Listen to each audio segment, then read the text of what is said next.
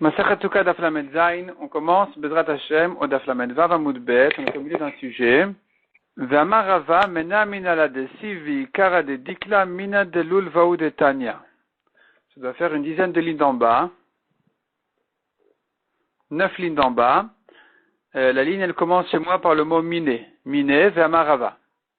Donc ve'amar Rava, Rava qui a dit, juste au-dessus, Rava a dit que selon Rabbi Yehuda qui pense qu'il faut attacher le loulav avec son espèce et pas autre chose, Rava a dit que quand on parle de son espèce, c'est pas forcément les feuilles du loulav, ça pourrait être aussi n'importe quelle chose qui sortirait même du tronc du palmier.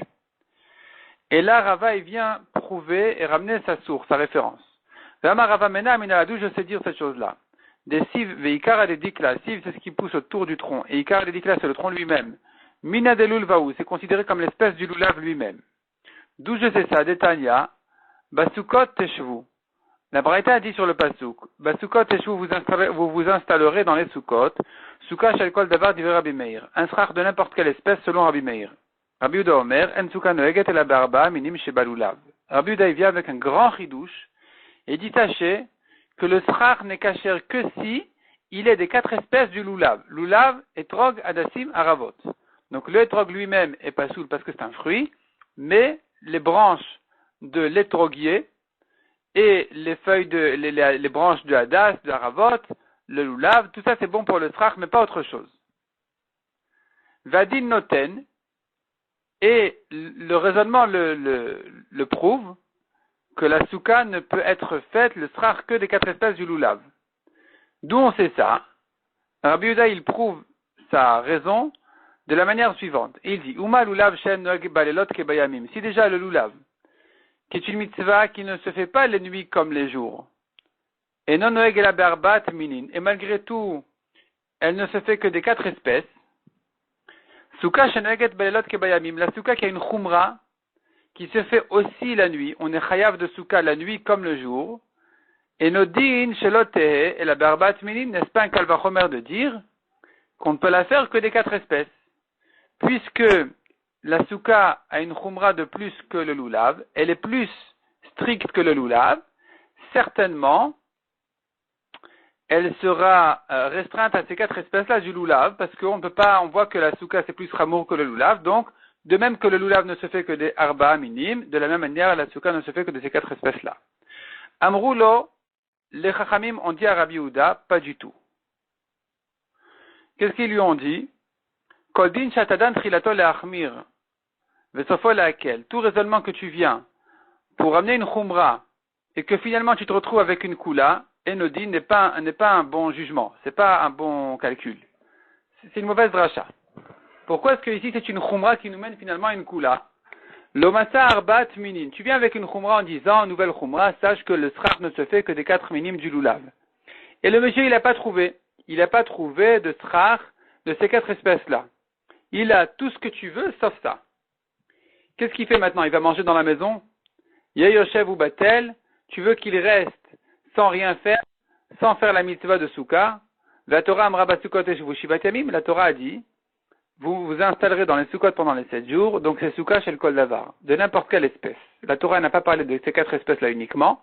Dire qu'il ne faut faire la Souka que de ces 4 espèces-là est une khumra qui nous mène finalement à une kula pour celui qui ne les a pas trouvés, qui va rester sans souka. Donc, on ne fait pas cette dracha. Vechen Bezra ou Omer, la Braïta le prouve aussi d'un pasuk dans Ezra, qui dit que le srach est kasher de n'importe quelle espèce. Le pasuk dit là-bas que, je pense, Nehemia leur a dit, Te'u hahar ve'aviu, allez à la montagne et amenez de là-bas allez zaït, des feuilles d'olivier, valé et shemen, des feuilles d'un arbre qui donne de l'huile, valé hadas, et des feuilles de hadas, valé tmarim et de palmier, valé et avot, et de hadas aussi, c'est un hadas bien tressé, comme ce qu'il faut. La asot sukot kakatouv, pour faire des sukot, comme ce qu'il est écrit dans la Torah.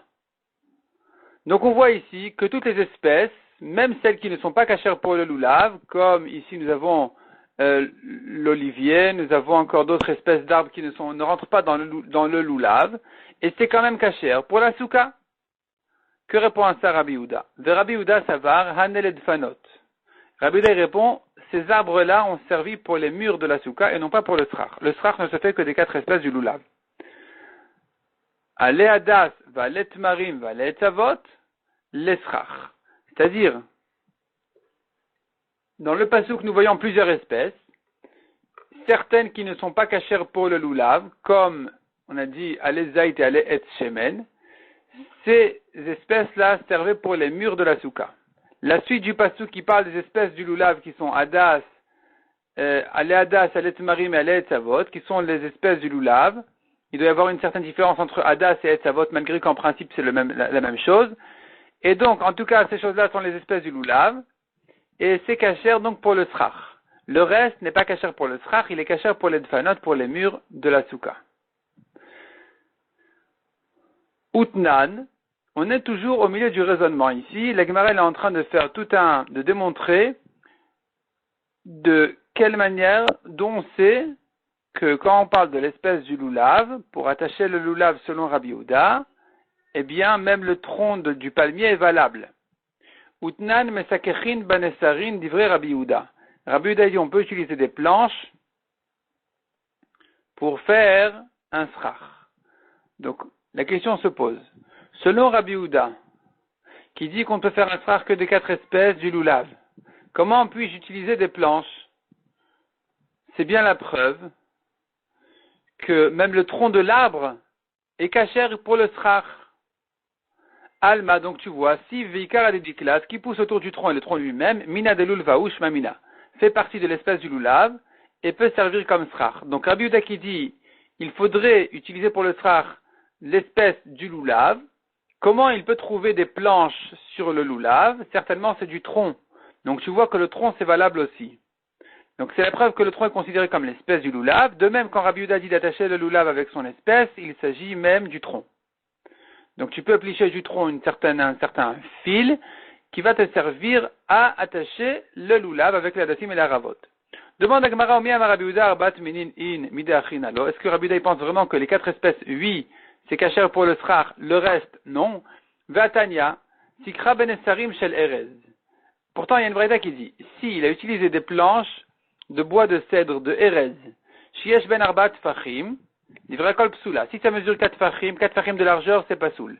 En Ben Arbaat Fachim. S'il n'y a pas 4 fachim de largeur, Rabbi Meir Posel et Rabbi Houda Marchir. Rabbi Houda, il ne craint pas ce problème, il dit, c'est pas grave, c'est un srach cachère. Rabbi Meir dit, non, c'est trop large. C'est trop large, ça fait plafond. C'est trop large. Rabbi Houda dit non, ça fait pas plafond, c'est cachère. Ou modèle Rabbi Meir Shimyesh ben Neser le Neser Kiblon Neser. Rabbi Meir est d'accord que s'il y a de l'air entre une planche et une autre, comme la taille d'une planche, Shemaniach Psal Benen ou Kshera, il peut mettre là-bas un srach cachère et la souka est kshera de cette manière-là. Quelle est l'objection? L'objection, elle est, on a vu selon Rabbi Houda qu'on ne peut utiliser comme srach que les 4 espèces du loulav.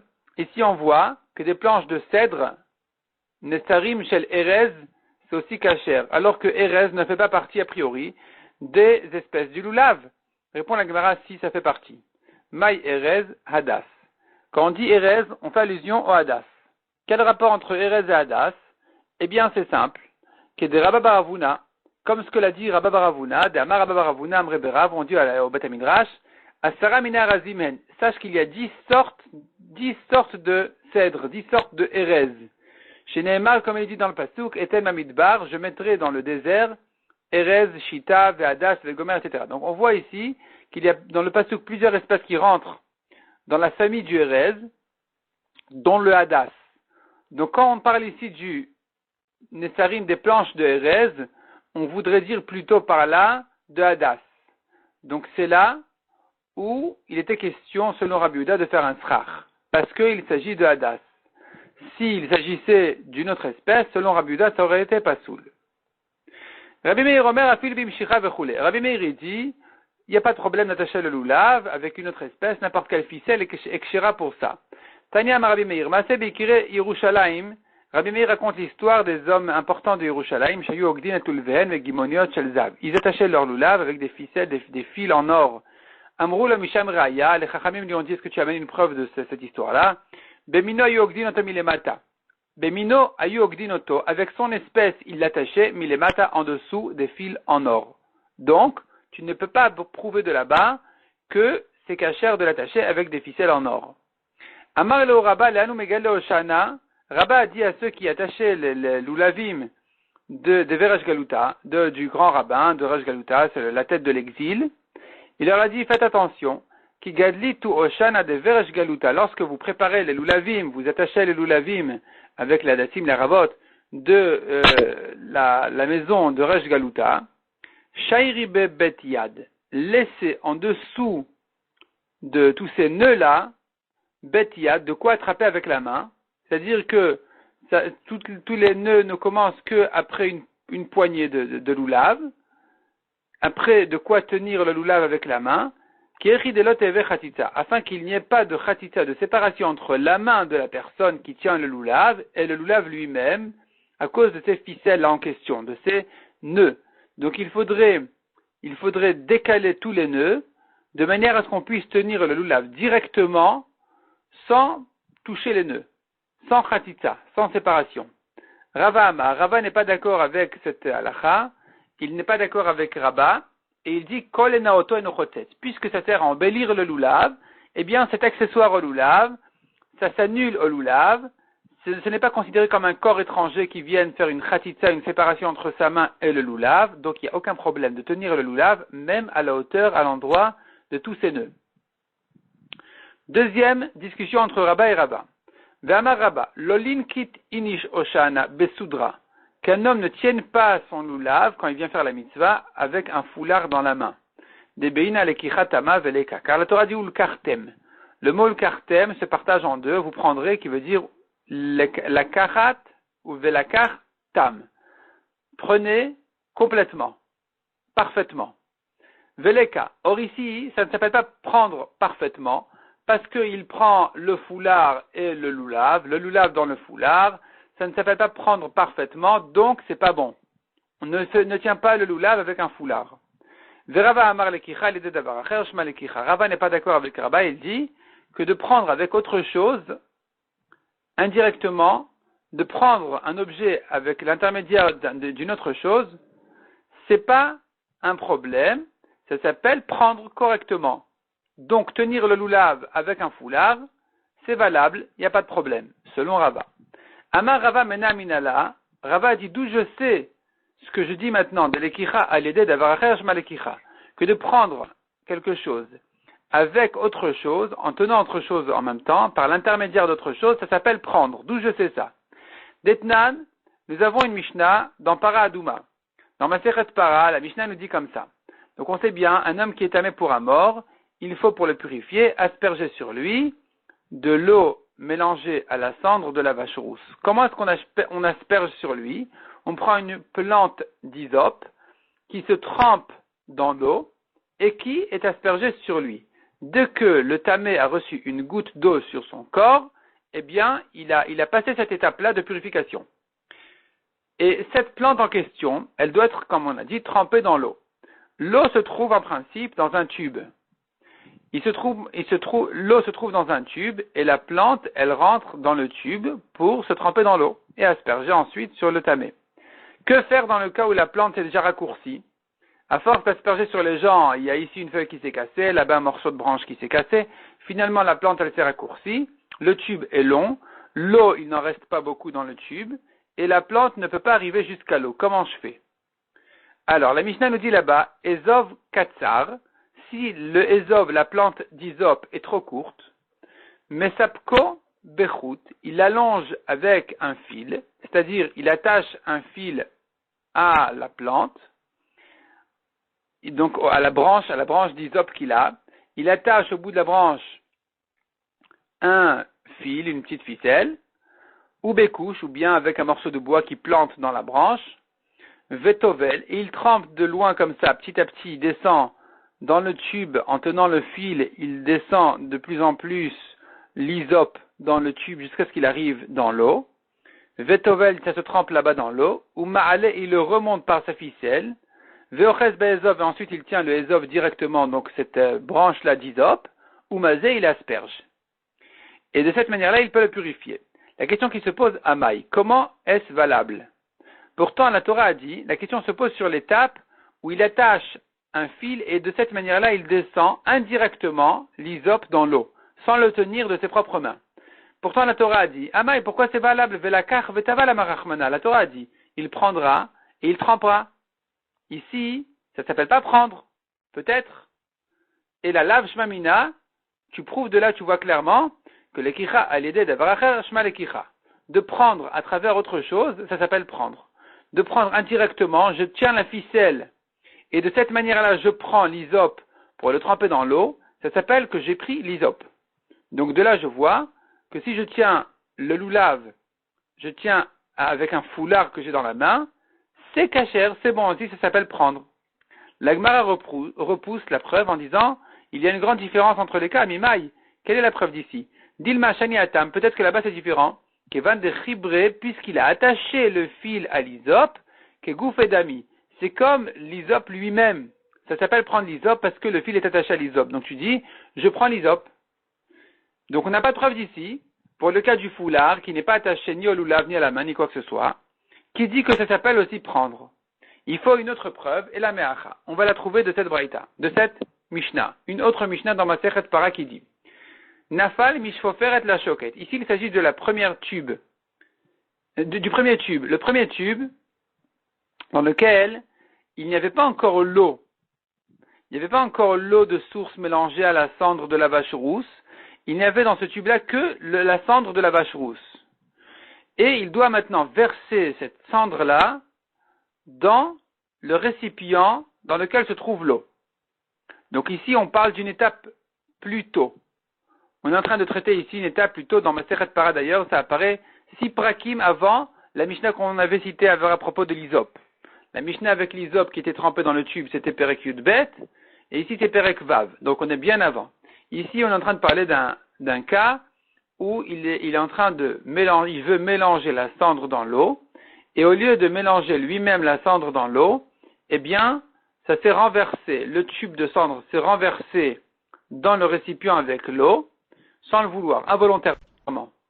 Nafal mishfofer et la choquette, il s'est renversé du tube dans la choquette, dans le récipient en pierre d'ailleurs, dans lequel se trouve l'eau, pasoul. Ce mélange-là de cendre avec l'eau est pasoul. Parce qu'il faut que ce soit lui qui le fasse et pas que ça se fasse tout seul, on tourne la page. Ha hipilohu, déduit de là que si c'est lui qui l'a versé, la cendre dans le récipient de l'eau, kasher,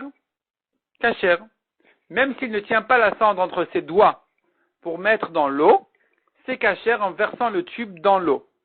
Amaï, pour quelle raison c'est kasher? Velakru venatan marachmana. La Torah dit ils prendront de la cendre, velakru ils prendront, venatan il mettra dans l'eau. Donc il doit prendre. Tu vois que verser le tube, ça s'appelle prendre. Et la lave shmamina, on prouve de là que l'ekicha a l'idée d'avaracher shma l'ekicha. De tenir la cendre en tenant le tube, ça s'appelle prendre la cendre. De même, de tenir le loulav avec un foulard, ça s'appelle prendre, donc selon Rava, c'est kasher. Troisième discussion entre Rabba et Rava. Vama Rabba, l'olidot inish, qu'un homme n'enfonce pas l'ulva beoshana, le loulav dans le bouquet d'Adassim et d'Aravot, des dilmanat retarfe, peut-être que des feuilles d'Adassim, d'Aravot vont se détacher, vont tomber dans le bouquet.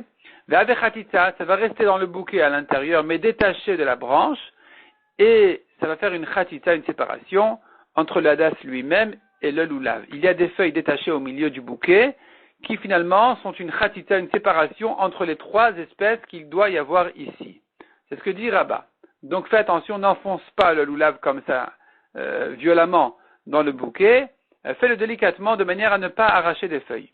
Verava Amar, Rava a dit, non, min bemino et nochotet, il n'y a pas de problème, puisque c'est de la même espèce, même si les feuilles sont déjà détachées, puisqu'elles sont de l'espèce de cette mitzvah-là, des haravot ou des hadassim, peu importe, donc ça ne fait pas de khatita, c'est pas une khatita, c'est comme une lanière des tefilines, par exemple, qui monte sur une autre lanière des tefilines sur le bras, j'ai pas de problème de khatita.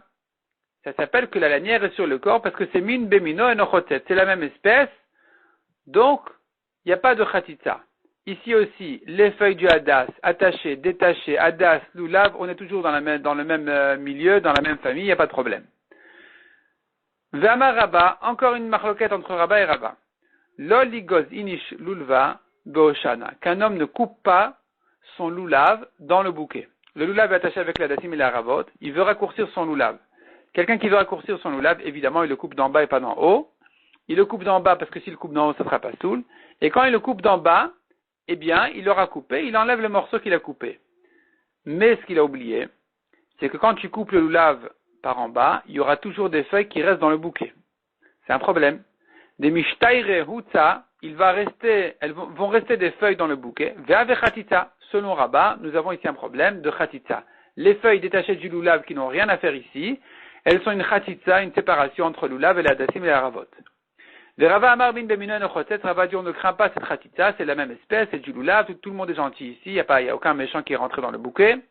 C'est bon, il n'y a pas de problème. Ve'amar Rabba, encore une halakha de Rabba. Adas shel mitzvah, cette fois-ci il n'y a pas de marloquet. Adas shel mitzvah, mutar l'ariachbo. Il est permis, j'ai sauté une ligne. Adas shel mitzvah, asur l'ariachbo. Il est interdit de sentir, de profiter de l'odeur du hadas, de la mitzvah, pendant Sukkot. Etrog shel mitzvah, mutar l'ariachbo. Le etrog de la mitzvah, on a le droit, il est permis de le sentir. C'est-à-dire, le bonhomme, il est dans sa soukha, il fait Avdallah, Motzei, Shabbat, il veut des hadassi, il veut des psamim. Il n'a pas de psamim dans la soukha et tout le monde a la paresse de chercher de rentrer à la maison pour faire les psamim. Et il y en a un qui dit, ah bon, vous savez quoi, j'ai une idée. Le hadas a une bonne odeur, en principe. Le etrog a une bonne odeur. On sait bien, c'est ceux qui ont la bonne odeur, c'est la hadassim et le etrog. Donc, faisons les psamim sur le hadas ou le etrog. Et alors, la Gemara vient nous dire, Rabba vient nous dire, sache que le hadas interdit de le sentir pendant Sukkot. Le etrog c'est permis, le hadas interdit. Maïtama, pourquoi cette différence? Hadas delerecha kai, le hadas qui sert à son odeur, qui acteyé quand il était consacré pour la mitzvah, il était écarté de son intention pour la mitzvah, c'est-à-dire je ne vais pas l'utiliser parce qu'il est réservé à la mitzvah, mais recha acteyé, il a été écarté de ce à quoi habituellement il sert, qui est son odeur. Donc quand il se dit, bon, ce hadas-là, je le réserve pour la mitzvah, pas pour autre chose. Autrement dit, je ne vais pas le sentir. Tandis que l'étrog de la achila kai, un étrog c'est un fruit. Nous avons un fruit qui s'appelle l'étrog, comme un fruit qui s'appelle une orange. Donc, l'étrog qui sert en principe à être mangé, qui est accueilli quand il prend son étrog pour la mitzvah, il se dit, je ne vais pas le manger, je l'écarte, je le mets de côté, il est réservé pour la mitzvah. Qu'est-ce que ça veut dire? Que je ne vais pas l'utiliser, son utilisation habituelle. Mais achila acteyé, c'est-à-dire je ne vais pas le manger, je l'ai écarté de ne pas le manger. Ce à quoi il sert habituellement ne va pas me servir en ce moment parce qu'il est réservé pour sa mitzvah. Donc je ne vais pas le manger, mais le sentir, il n'y a pas de problème. Ça ne fait pas partie de ce à quoi il sert normalement. C'est vrai qu'il a aussi une odeur, mais essentiellement le etrog sert comme un fruit qui est mangé. Donc quand il est consacré pour la mitzvah, eh bien le manger s'interdit. Mais le sentir, il n'y a pas de problème parce que ça rentre pas dans son mouktsé. Il n'a pas été écarté de son odeur. Vamaraba, encore une halakha. Hadas bemchoubar. On ne parle plus de Sukkot, on parle maintenant de n'importe quel Shabbat de l'année.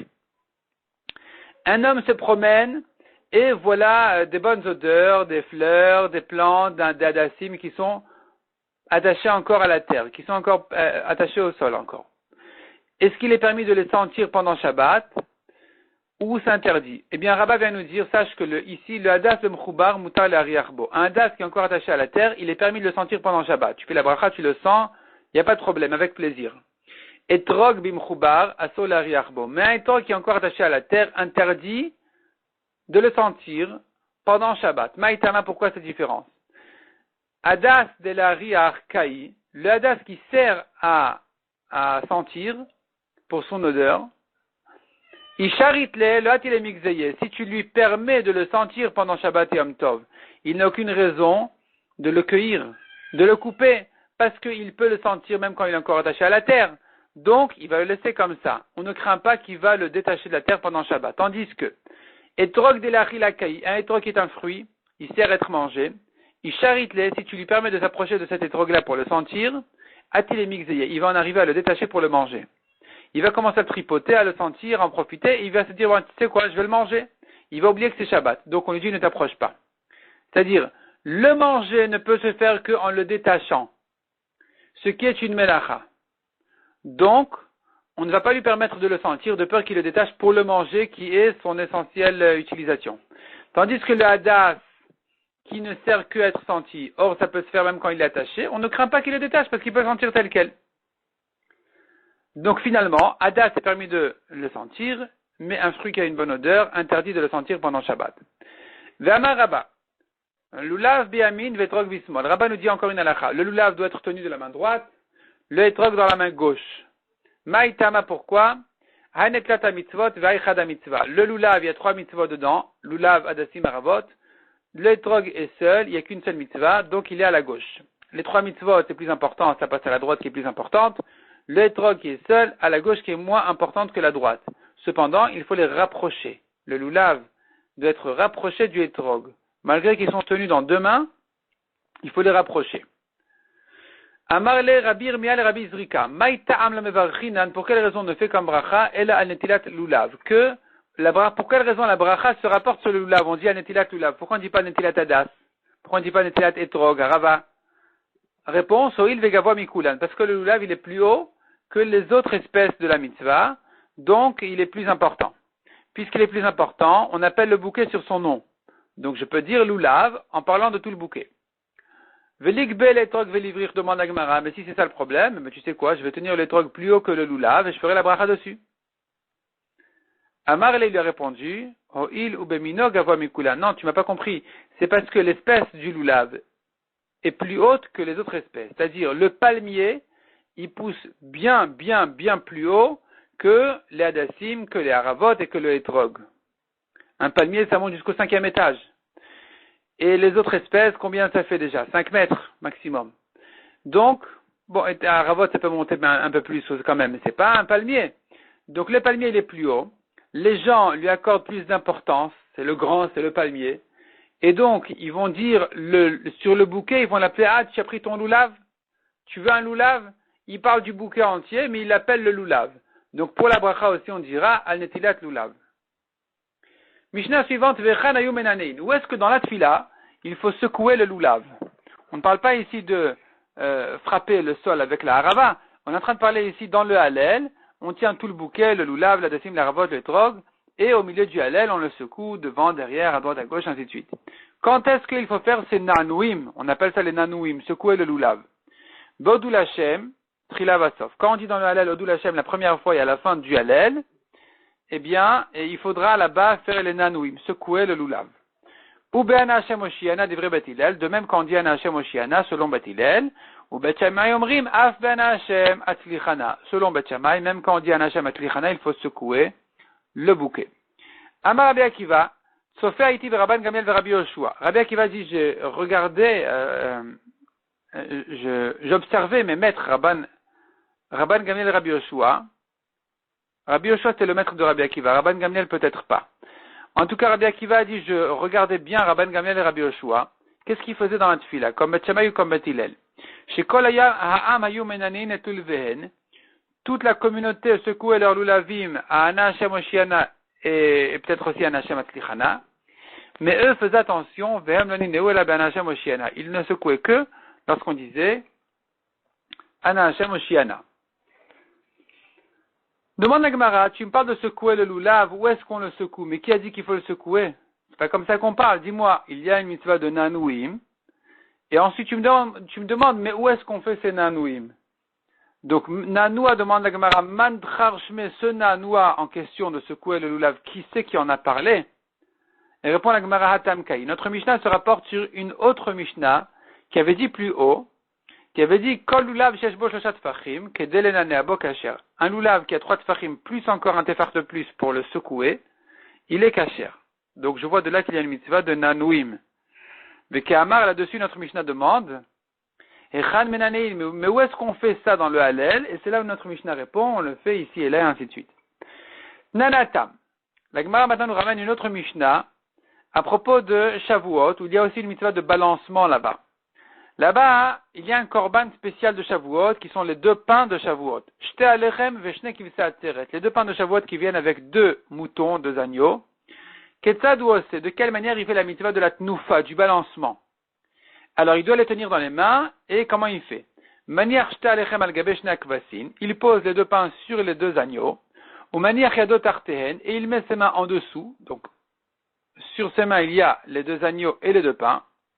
Ou menif, et il balance. Comment il balance? Ou molich ou mevi, malé ou morid.